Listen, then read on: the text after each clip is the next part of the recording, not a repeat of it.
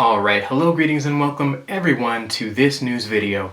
I am probably soaking wet in this video. Yep, I'm soaking wet in this video because I literally just jumped out of the shower, put on my clothes, threw my hair back, and came and sat down because there was a whole bunch of fun stuff to talk about today. One specifically that I'm saving for last that was just spectacular. Anyway, let's go ahead and jump in.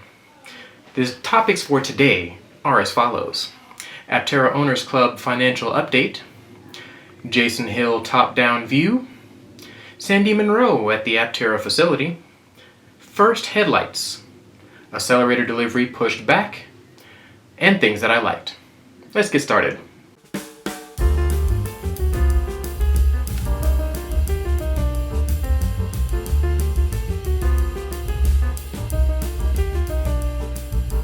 Alright, so Aptera dropped their June semi-annual report.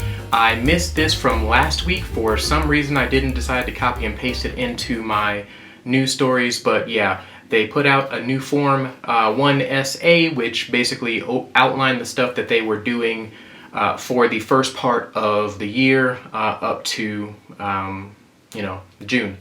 So, that report had some fun stuff in there. Aptera Owners Club actually did a video on this particular form. I'll let you go ahead and check out that video if you're interested, but long story short, Aptera is doing pretty well and being very, fiscally responsible with what they have, and they're pulling in more money as time goes on. They're a company that is doing what they can and doing it very well. The next story for today, Jason Hill posted this wonderful render of the top-down view of the Aptera with no solar panels, no nothing. It's just the solarless Aptera. Boom. And yeah, it's just pure, pretty, just pure awesomeness. Pretty much everything that you see here is just like the fasteners and where things go, and you can see where the logo would go, and you can see where the solar panels would bolt on. You can see how the solar panels connect to the surface of the Aptera through all of the different sections of the vehicle, and it's just a nice view. It's cool. I like it. So yeah, that is the thing that happened. Sandy Monroe is or was at the Aptera facility, and based on the words of Aptera Motors themselves, we're expecting to see some video footage from the legend himself while he visited the Aptera facility. So I am looking forward to that. Cannot wait. It's gonna be pretty nifty.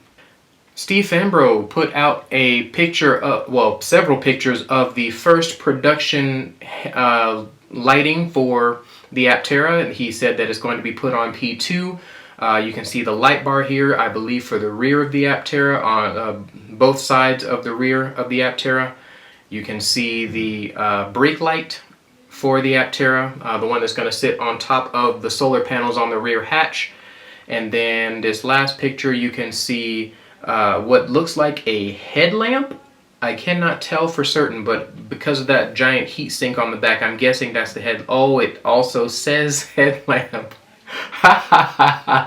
So yeah, that's the headlamp, and yeah, man, so beautiful pictures, fun pictures, showing progress that Aptera is making is always just a joy to me, and I love it so much because they're showing, hey, we're getting there, we're getting closer, it's gonna happen. 2025, everybody. Well, 2025 for 60 people. Yeah, so it's looking good.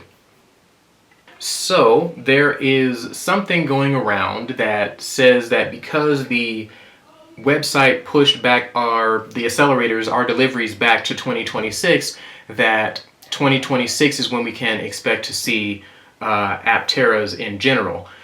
Aptera Owners Club did a video about this where he basically asked people, hey, what does your website say? And so he got a fairly large range of people that showed what their order page looked like. My order page actually says to be determined still.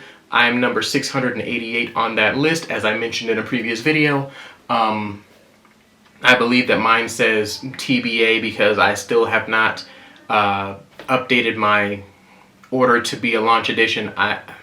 I'm not entirely sure why I haven't done that. In fact, I'm probably going to do it at the end of this video and then let you guys know through maybe a message or something what my order says after that fact. Your boy has reached 600 subscribers. This was the thing that I was so excited to talk about this week. I cannot express enough how much this means to me that you guys would, 600 of you wonderful people would subscribe to my channel and feel that there is some value in my content.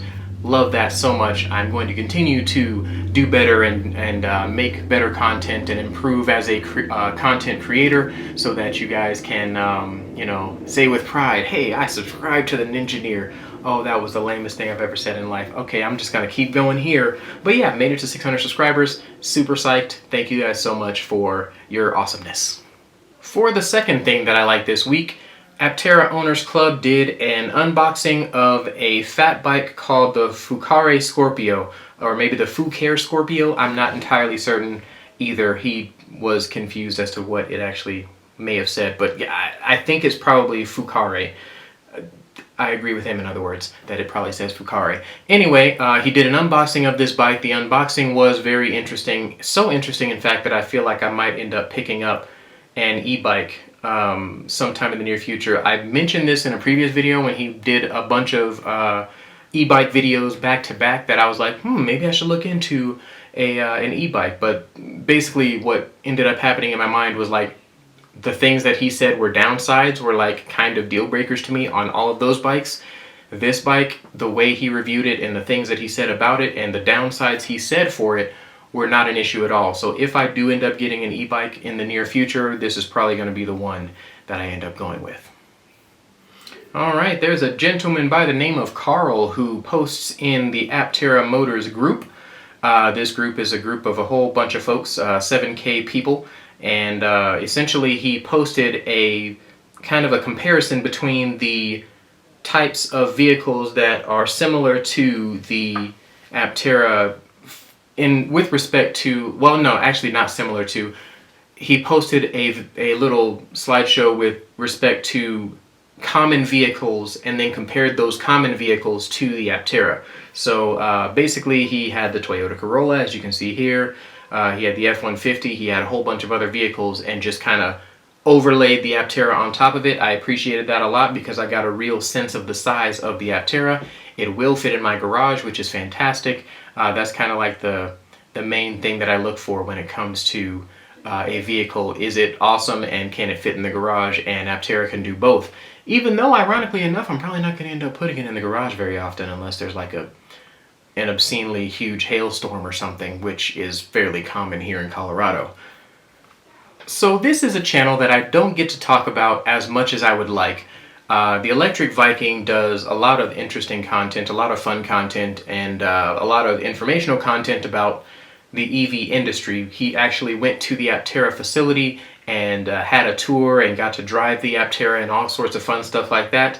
Yeah, it was very nice to see another, like a different type of perspective on the Aptera. It's always great to see people's perspective on the Aptera because generally speaking it's positive. If they actually go in person and sit in it and drive in it, it's always good. So yeah, Electric Viking is now also a fan of the Aptera. I think he was a fan of the Aptera beforehand, but long story short, this is a good video.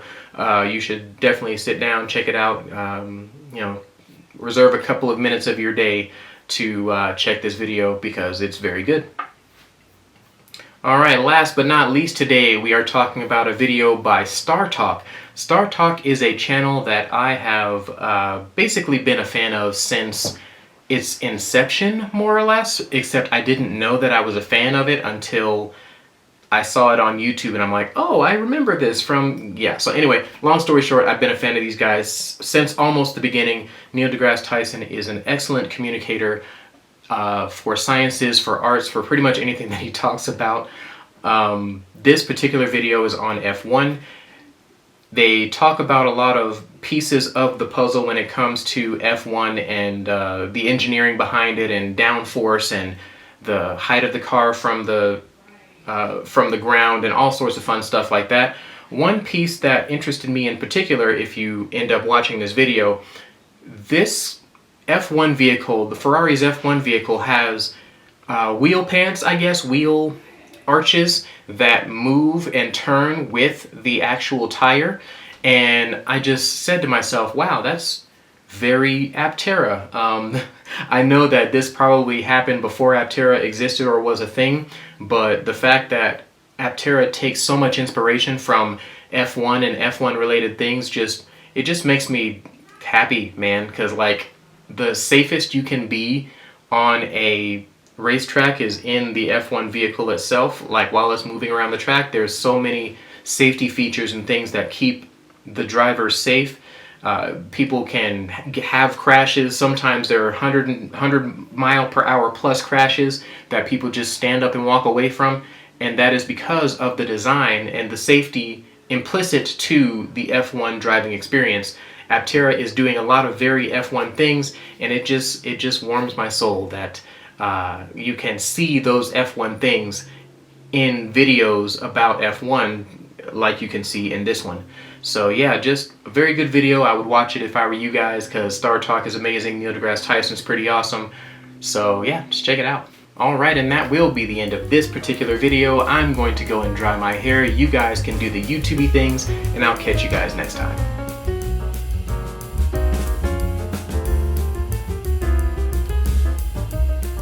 Aptera Solar, Aptera Solar, bleh. See, I played myself because I shouldn't have tried to say that. But yeah, Aptera Solarless. Wow. We're gonna get this. We're gonna get it.